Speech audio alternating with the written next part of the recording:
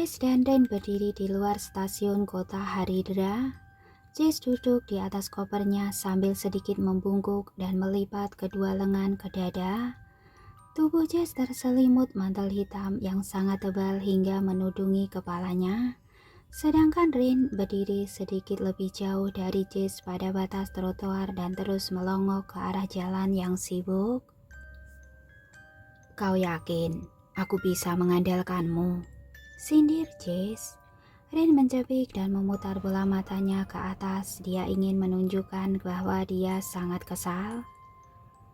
"Lalu, apa aku harus mengandalkan dirimu yang tak pernah keluar dari hutan dan gua Dakwood?" Ren menyindir balik. "Baiklah, lalu apa yang kau tunggu?" balas Jess. "Kau tak melihat aku sedang berusaha menunggu taksi?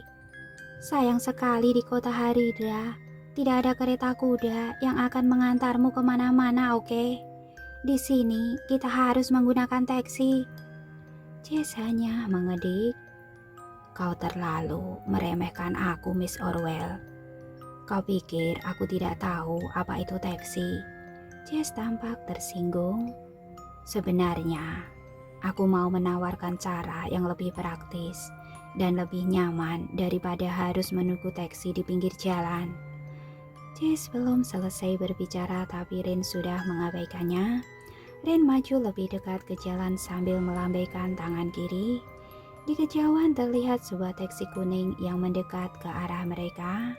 Jess hanya mendesah melihat sikap Ren yang sama sekali tak percaya padanya semenjak mereka tiba di stasiun Haridra. "Oke, kita akan lihat sampai mana kemampuanmu hingga kau meremehkan aku," Jess bergumam pada diri sendiri. Taksi itu mendekat dan berhenti di depan Ren. Jendela kacanya sedikit terbuka. Dari bangku penumpang depan dan belakang terlihat masing-masing dua orang pria duduk di sana. Taksi itu berhenti bukan untuk menurunkan para penumpang itu, melainkan mereka hanya ingin menggoda Ren. "Katakan, berapa tarifmu, gadis muda?"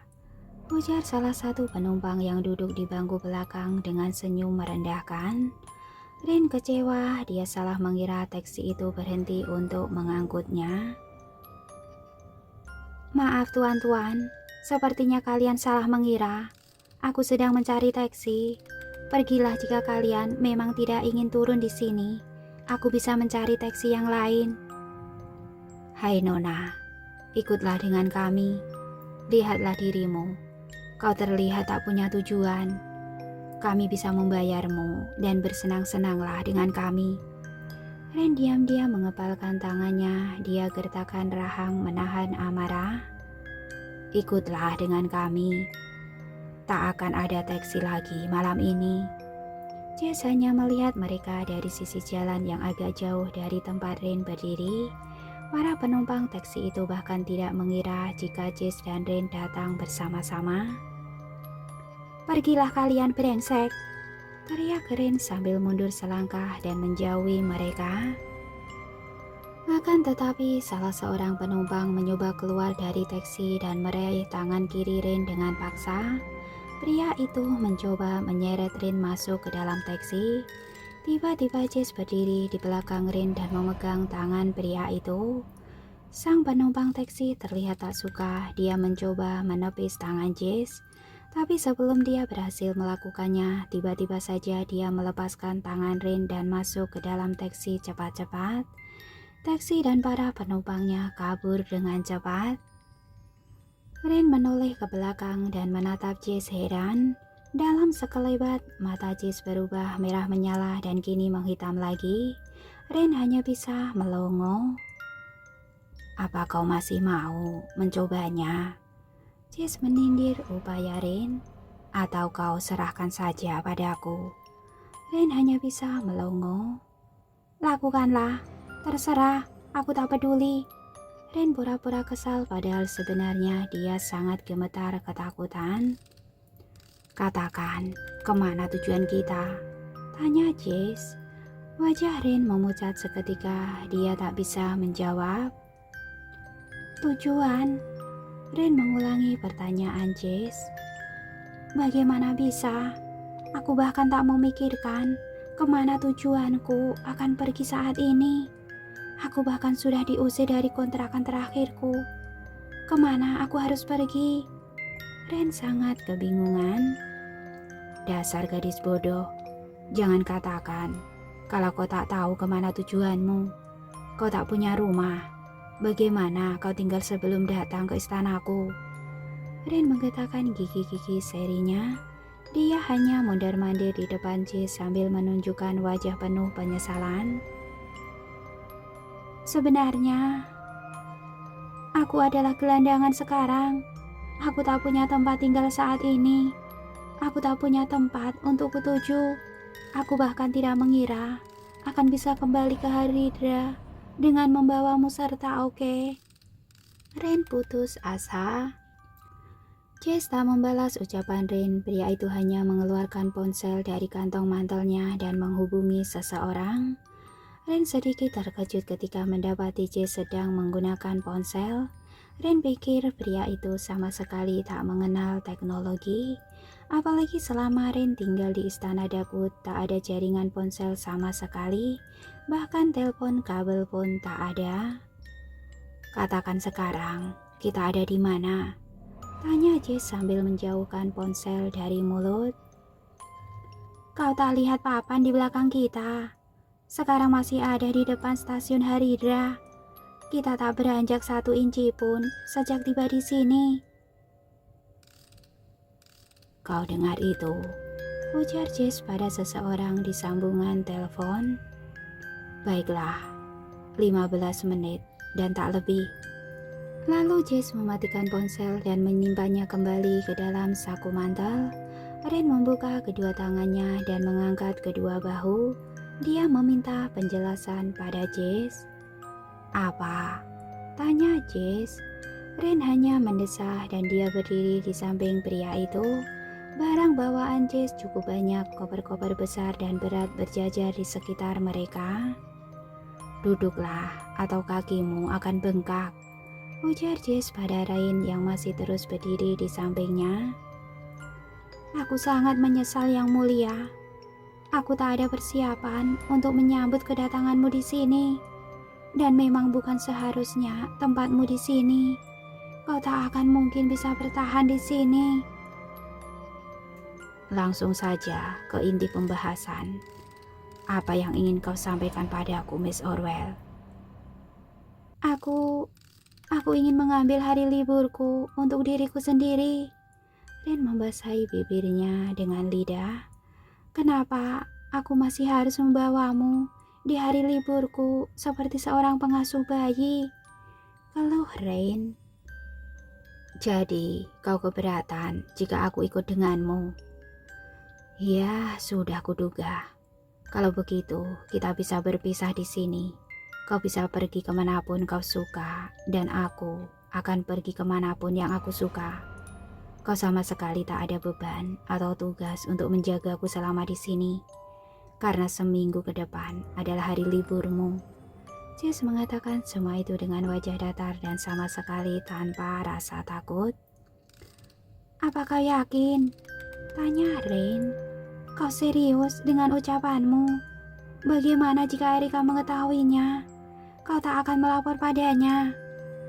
Jess menatap Rin dengan tajam. Katakan padaku, siapa di sini bosnya?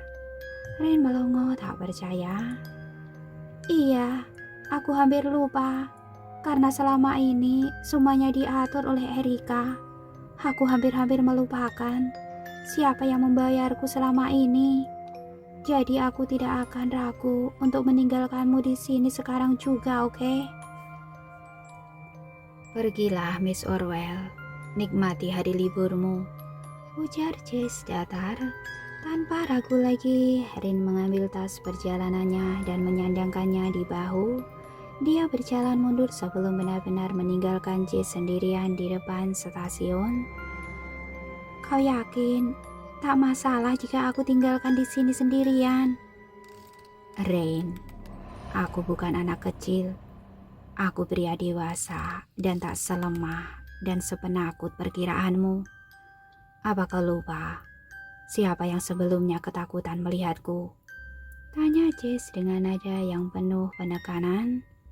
Rin menelan ludah dengan susah payah. Dia tak akan mungkin pernah bisa melupakan bagaimana nyawanya hampir melayang di bawah cengkeraman tangan Jess di atas menara lonceng. Tanpa banyak bicara lagi, Rin berjalan meninggalkan pria itu. Beberapa meter setelah Rin meninggalkan Jess, sebuah limosin hitam berhenti tepat di depan stasiun. Sang sopir turun dari balik kemudi dan membukakan pintu belakang. Jess berdiri dengan santainya memasuki limosin itu. Sang sopir mulai mengangkuti barang-barang yang Jess bawa ke dalam bagasi. Di atap salah satu gedung tak jauh dari stasiun, 3 serigala Hardy mengawasi kota di bawah mereka dengan mata yang menyala terang. Tak jauh dari ketiga Hardy bersaudara, ada Benjamin yang juga berdiri di ujung pembatas atap gedung. Rambut, wajah, serta mantelnya tersapu angin kencang. Dia menatap keramaian jalanan kota Harida di bawah sana. Aku sangat merindukan suasana kota ini. Ben tersenyum lebar. Pada detik berikutnya, Ben melompat dari atap gedung dan melayang ke bawah seperti orang yang tengah menjatuhkan diri. Apa yang sedang dia lakukan? Desis Anthony saat melihat upaya Benjamin yang melompat dari atap gedung. Dia sedang memamerkan keahliannya. Sindir Ethan yang mulai mengubah diri menjadi serigala dan ikut melompat memburu Benjamin yang melayang dari atap gedung. Karena tak punya pilihan, Anthony dan Jonathan pun mengubah diri menjadi seekor serigala dan berlari menuruni dinding-dinding gedung tinggi tersebut. Keberadaan mereka tak tertangkap mata oleh manusia. Benjamin masih melayang dan menikmati tubuhnya diselimuti oleh angin. Sebelum beberapa meter dia mendarat ke tanah, kedua tangannya bergerak membentuk sebuah simbol dan sekujur tubuhnya terbungkus oleh cahaya. Dari simbol yang dia buat di udara, tiba-tiba laju jatuh Benjamin melambat. Dia mendarat di tanah dengan satu lutut bertekuk ke bawah sebagai penopang.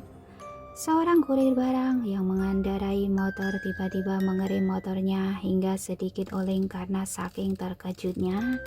Dia hampir jatuh karena menghindari Ben yang tiba-tiba mendarat tepat di depannya. Kurir barang itu turun dari motornya dan menghampiri Benjamin. "Hei bro, kau baik-baik saja?" Dia menatap langit. "Kau terjun dari atap gedung." 3 serigala Hardy tiba-tiba mendarat mengelilingi Ben dan sang kurir. Mereka mengubah diri dari serigala menjadi 3 pria tampan. Sang kurir keheranan dari mana munculnya mereka. "Siapa kalian ini sebenarnya?" tanya sang kurir. Dia mengucek-ngucek matanya dan mulai ketakutan. "Apakah kalian alien? Kalian penganut kepercayaan konspirasi? Ini sangat mengerikan." Sang kurir berjalan mundur beberapa langkah dan mencoba melarikan diri. Benjamin melirik ke arah Ethan. Ethan dengan cepat berpindah tempat untuk menahan punggung sang kurir. "Kau mau melarikan diri begitu saja?" Ethan menyeringai sambil menunjukkan sepasang taringnya yang mencuat tajam dan matanya yang menyala terang. Kurir pengantar barang itu sangat ketakutan. Dia mencoba berteriak, tapi tak ada suara yang keluar dari tenggorokannya. Mata sang kurir membuka lebar. Dia menatap lekat ke sepasang mata Ethan yang menyala terang. Dalam hitungan detik, Ethan menjentikan jari hingga berbunyi klik. Lalu kurir itu menggeleng-gelengkan kepala seakan baru tersadar dari lamunan. "Kau baik-baik saja bro?" tanya Ethan dengan santai. Kurir itu menggeleng-gelengkan kepala. "Kenapa aku ada di sini? Kenapa aku berhenti di sini? Astaga, aku terlambat. Aku harus mengirimkan paketku." "Apa kau sedang mabuk bro? Lihatlah motormu, hampir menabrak tiang lampu." Aku harap kau tidak berkendara dalam keadaan setengah sadar, tegur Ethan. Terima kasih bro, aku akan lebih berhati-hati. Lalu sang kuring pur pergi meninggalkan mereka begitu saja. Memorinya sudah terhapus, dia tak mengingat kejadian apapun sebelumnya. Ben melihat sesuatu yang menarik di matanya. Kalian bisa langsung pergi ke tempat tujuan kita seharusnya. Aku akan mengunjungi kalian esok atau lusa. Sekarang aku ada keperluan yang mendesak. Ben berlari menyeberangi jalanan yang ramai. Anthony berteriak lantang. Hei, kau mau kabur kemana? Tunggu aku di mansion. Aku akan segera datang ke sana. Ben menyeberangi jalanan yang ramai hingga sejumlah mobil membunyikan klakson. Ketika Hardy bersaudara sudah menghilang dan menuju ke tempat tujuan, Ben sudah berada di seberang jalan dengan nafas terengah-engah. Ben berlari mengejar seseorang yang berjalan dengan santai beberapa meter di depannya. Ben sedikit mengacak-acak rambutnya dan mengambil kacamata dari kantong jaket. Dia kenakan kacamata itu dan merapikan pakaian di depan etalase salah satu toko baju. Dia harus membuat dirinya terlihat secupu mungkin. Setelah yakin penampilannya kembali seperti mahasiswa biasa dan cukup miskin, Ben pun berlari mengejar target buruannya. Dia mengulurkan tangan dan menarik pundak orang yang ingin didapatkan. Kau mau melarikan diri lagi? Tegur Ben pada orang yang dicengkeram pundaknya. Rain berjalan sendirian meninggalkan stasiun tanpa tahu arah mana yang akan dia tuju. Tas rangselnya tersandang di pundak dengan kepala sedikit menunduk. Gadis itu berjalan dengan gontai di sepanjang trotoar. Benarkah Jess akan baik-baik saja? Kutinggalkan sendirian di sana, pikir Rain. Bagaimana kalau terjadi sesuatu padanya? Tapi itu bukan salahku. Aku tak pernah meminta dia untuk ikut denganku. Ini sangat menyebalkan. Rain terhenti dan siap untuk kembali pada Jess sebelum dia berbalik. Seseorang menarik pundaknya dari belakang. Benjamin, bagaimana kau? Rain sangat terkejut. Dia tak mengira akan bertemu dengan Ben di sana. Kemana saja kau selama ini, Rain? Ben memperlihatkan wajah kesalnya di hadapan Rain. Kau pikir sudah berapa lama aku mencarimu? Aku bahkan sampai melaporkanmu ke polisi. Kupikir ada sesuatu yang buruk menimpamu. Rain hanya bisa melongo. Aku hanya... Rain bisa berkata-kata, dia sama sekali tak siap untuk memberikan penjelasan apapun atas kepergiannya pada Ben selama ini. Rain mengingat kembali kondisi terakhir saat dia meninggalkan apartemen Ben. Pemuda di hadapannya sedang pergi berbelanja ke swalayan untuk menyiapkan makan malam mereka. Tapi pada saat itu, Rain tiba-tiba pergi begitu saja untuk memburu jadwal wawancara kerja di Dagwood. Rain bahkan meninggalkan barang-barang pribadinya di apartemen Ben. Gadis itu menyelipkan rambut ke balik telinganya dengan gugup. Aku pikir sudah meninggalkan sebuah catatan untukmu, Ben. Rain membuat pengakuan dengan nada penuh penyesalan. Aku benar-benar minta maaf karena tak sempat menghubungimu setelahnya. Apa yang terjadi denganmu sebenarnya? Ponselmu bahkan tak bisa dihubungi. Aku bahkan mencari ke tempat ayahmu. Dia pun juga tak pernah melihatmu menjenguknya. Ada apa denganmu sebenarnya, Rain? Ada masalah apa? Kau bisa menceritakannya padaku. Rain benar-benar gelagapan. Aku sungguh minta maaf padamu, Ben, atas semua ketidaknyamanan ini. Sebenarnya aku tidak menghilang, tapi aku pergi untuk mendapatkan pekerjaan. Hanya saja di tempat aku bekerja saat ini, sama sekali tak ada jaringan telekomunikasi di sana, sehingga aku tak bisa menggunakan ponselku. Ben menatap Rain dengan ekspresi yang tak dapat diungkapkan dengan kata-kata. Tanpa peringatan apapun, Ben tiba-tiba menarik tubuh Rin dan memeluknya erat. Ben letakkan dagunya ke puncak kepala Rin sambil membisikkan sesuatu pada gadis itu. Syukurlah kau baik-baik saja. Melihatmu kembali lagi dalam keadaan utuh adalah segalanya untukku. Thanks God. Ben benar-benar terlihat sangat panik, cemas, lega, sekaligus marah. Seluruh perasaan Ben itu bercampur menjadi satu yang kini melebur dalam pelukan hangatnya untuk Rin. Rin benar-benar merasa bersalah pada pemuda itu. Tangan Rin sedikit terangkat di belakang punggung Ben. Dia ingin membalas pelukan pemuda itu tapi terlihat sangat ragu-ragu. Tiba-tiba Rin merasa ingin menangis. Banyak sekali hal-hal buruk dan mengerikan yang ingin dia bagi pada Ben. Kepala Rin penuh dengan pemikiran. Tapi rasanya itu mustahil. Aku sudah disumpah dalam kontrak kerja. Jikapun bisa, aku yakin tak ada seorang pun manusia yang akan percaya dengan ceritaku. Mereka mungkin berpikir aku sedang berhayal ataupun larut dalam cerita-cerita novel fantasi yang sering aku baca. Saat Ben memeluk Rin dengan erat, dia benar-benar tulus melakukannya. Ben merasa sangat lega karena bisa mendapatkan gadis itu kembali dalam keadaan utuh. Saat bersentuhan seperti ini, Ben bisa merasakan detak jantung Rin yang berpacu cepat dan setiap aliran darah di pembuluh nadinya. Tanpa Ben inginkan, sesuatu di dalam diri Rin memicu jati diri Ben yang sebenarnya. Sepasang matanya menggelap dan hitam seutuhnya. Krut, krut, terdengar bunyi perut Rin yang bergejolak karena lapar.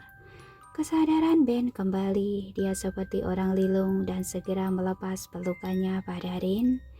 Ben menatap mata Rin lekat, sedetik kemudian mereka berdua tertawa terpingkal-pingkal. Apa tawaran makan malam masih berlaku untukku? Tanya Rin dengan nada menggoda. Oh, baiklah, nona menyebalkan. Malam ini aku akan mentraktirmu. Oh, tidak. Mungkin sebaiknya aku memasak untukmu sebagai utang makan malam yang lalu. Apakah tidak apa-apa dengan Nyonya-pu? Bagaimana jika dia melihatku kembali ke tempatmu? Rin ragu-ragu. Apa yang akan dia katakan? Tenang saja, akan kusiapkan panci terbesar untuk menyingkirkannya. Jika perlu, aku akan memanggangnya di atas kuali super besar. Candamu tidak lucu, Ben. Rin terlihat sangat serius. Dia teringat pada serigala-serigala di tengah hutan. Ayo, kita pulang. Aku akan membuatkan makan malam terenak untukmu, ucap Ben sambil menarik tangan Rin. Mereka bergandengan tangan seperti orang tua yang menyeret anaknya di jalanan yang ramai. Rin menudungkan mantel ke puncak kepalanya. Dia berjalan mengendap-endap di belakang Ben ketika mereka menaiki tangga spiral apartemen. Rin merasa sangat merindukan suasana apartemen suram itu. Meski tempatnya sangat tua dan sedikit bobrok serta berada di kawasan kumuh, tapi apartemen itu menyimpan banyak kenangan untuknya, perjuangannya selama hidup di hari dera. Apa yang akan terjadi jika sampai Nyonya Puff tahu kau membawa aku pulang ke sini? Bisik Rin saat mereka berdiri di depan pintu apartemen Ben. Kau masih menanyakan hal yang sama. Aku bahkan tak bertemu perempuan itu selama beberapa hari ini.